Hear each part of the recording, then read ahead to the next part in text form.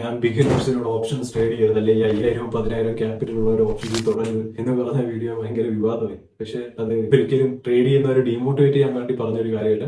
ഇപ്പോഴും ഞാൻ അത് തന്നെ പറയുന്നത്, 5000 10,000 വെച്ചോണ്ടിരിക്കുന്ന ഒരു ഓപ്ഷൻസ് ഒരിക്കലും ട്രേഡ് ചെയ്യരുത്, അല്ലെങ്കിൽ ഒരു ബിഗിനർ ഒരിക്കലും ഓപ്ഷൻസ് ട്രേഡ് ചെയ്യരുത്. കാരണം എന്താണെന്ന് ഞാൻ പറഞ്ഞുതരാം. നിങ്ങൾ ഒരു 5000 രൂപ 10,000 രൂപ വെച്ച് ട്രേഡ് ചെയ്യുമ്പോൾ നിങ്ങൾ നോക്കുന്ന ഒരു 100 പോയിന്റ് ആയിരിക്കും. നിങ്ങളിപ്പോൾ ഒരു 50 ക്വാണ്ടിറ്റി ആണ് മേടിക്കുന്നത് വെച്ചാൽ 5000 ആണ് നിങ്ങളുടെ ക്യാപിറ്റൽ, നിങ്ങൾ ഏറ്റവും ഔട്ട് ഓഫ് ദ മണി ആയിരിക്കും മേടിക്കുന്നത്. ഈ 50 ക്വാണ്ടിറ്റി മേടിക്കുമ്പോൾ, അല്ലെങ്കിൽ 100 ക്വാണ്ടിറ്റി ആയിക്കോട്ടെ, 100 ക്വാണ്ടിറ്റി മേടിക്കുമ്പോൾ ഈ 100 പോയിന്റ് അല്ലെങ്കിൽ 50 ക്വാണ്ടിറ്റിയിൽ ഒരു 100 പോയിന്റ് മാറി കഴിയുമ്പോഴത്തേക്കും എത്ര രൂപയാണ് നിങ്ങൾക്ക് ലോസ് വരുന്നത് നിങ്ങൾ ഇതുവരെ ആലോചിച്ചിട്ടുണ്ടോ? ഇവിടെ നിങ്ങൾക്ക് എന്ത് റിസ്ക് റിവാർഡാണ്, അല്ലെങ്കിൽ നിങ്ങൾക്ക് എങ്ങനെയാണ് ഇവിടെ ലോസ് മാനേജ് ചെയ്യാൻ പറ്റുന്നത്? കാരണം ഒരു ബിഗിനർ ക്യാഷ് ഇടുകയാണ്, നിങ്ങൾക്ക് എക്സിറ്റ് ചെയ്യാൻ പറ്റിയില്ല, എന്ത് കാരണം വെച്ചാൽ ആയിക്കോട്ടെ എക്സിറ്റ് ചെയ്യാൻ പറ്റില്ല, നിങ്ങളുടെ ട്രേഡിന്റെ ഓപ്പോസിറ്റ് ഡയറക്ഷൻ പോയി ഫുൾ ക്യാപിറ്റലിൽ പോകും, അല്ലെങ്കിൽ നിങ്ങളുടെ ആകെയുള്ള ഒരു സേവിങ്സ് ആയിരിക്കും നിങ്ങൾ ഒറ്റ ട്രേഡിൽ കളയാൻ പോകുന്നത്. പലരും പറഞ്ഞു നിങ്ങൾക്ക് ലാഭം കിട്ടുന്നുണ്ട്. ഓക്കെ, ലാഭം കിട്ടുന്നവരോട് ഞാൻ ചോദിക്കട്ടെ, ഇപ്പം 1 ലോട്ട് അല്ലെങ്കിൽ 2 ലോട്ട്സ് 3 ലോട്ട് 4 ലോട്ട്സ് നിങ്ങൾ എങ്ങനെയാണ് അത് റിസ്ക് മാനേജ് ചെയ്യുന്നത്?